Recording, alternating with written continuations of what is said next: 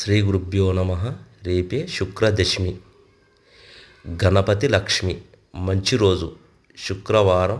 బ్రహ్మముహూర్తంలో లేచి ఇంటిలో అమ్మవారిని మంచి అలంకరించి గణపతి, లక్ష్మీ గణపతి పోటువ ఉంటే పోటువ, అమ్మవారి విగ్రహం ఉన్న విగ్రహానికి మనం నైవేద్యం చేసి అమ్మవారిని అలంకరించి బ్రహ్మ ముహూర్తంలో కొబ్బరికాయ, పువ్వులు, స్వీటు నైవేద్యం పెట్టి అమ్మవారిని శ్లోకం వస్తే శ్లోకం చేయండి. శ్లోకం రాని వారు గణపతి ఓం శ్రీం హ్లీం గంగణపతే వరవరదే సర్వజనమే వశమానయ స్వాహ. అది రాదనుకోండి, గణపతి ఓం గ్లం గణపతే నమః, ఓం గం గణపతే నమః. ఇది కూడా రాదంటే, గురుగారు ఇది కూడా రాదు అన్నప్పుడు గణపతి లక్ష్మిని మదిలో తలుచుకుంటూ గణపతి లక్ష్మి అమ్మవారికి చెప్పి నైవేద్యం పెట్టి కొబ్బరికాయ కొట్టి ఊది బస్తీలు హారతి ఇచ్చి అమ్మవారికి అమ్మ నా ఇంట్లో ఈ విధానంగా కష్టాలు ఉన్నాయని చెప్పుకోండి.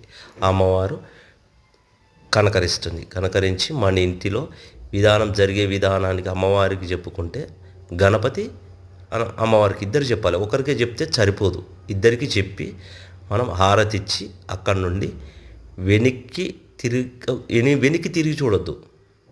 తిరిగి పెట్టిన కదా అని చూడొద్దు. అక్కడికి గణపతికి నమస్కారం చేసి రండి. అప్పుడు అమ్మవారు ఎల్లకాలం కనకరిస్తుంది.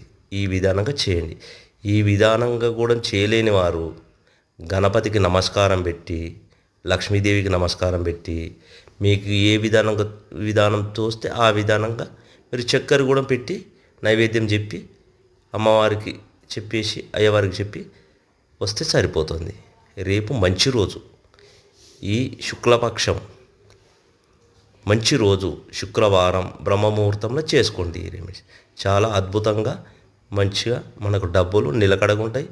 అమ్మవారికి కటాక్షం కలుగుతుంది. నిలకడగా మనం ఏ విధానంగా చేసినా డబ్బులు అనేది మనకు నిలబడుతుంది. మనము ఏ విధానంగా చేసినా అమ్మవారు గణపతి లక్ష్మి వీళ్ళిద్దరిని కొలుస్తేనే మనకు అమ్మవారు అనేది కటాక్షం ఉంటుంది. ఏ ఒక్కరిని గణపతికి చెప్పి అమ్మవారికి చెప్పకపోయినా మనకు లక్ష్మి నిలబడది. ఇద్దరిని కలిపి చేయాలి. ఇద్దరిని కలిపి అమ్మవారికి మొక్కాలి. అయ్యవారిని అమ్మవారిని ఇద్దరిని మొక్కి మనం చేస్తే అద్భుతంగా రిజల్ట్ ఉంటుంది. శ్రీమాత్రే నమః. శ్రీ గురుభ్యో నమః.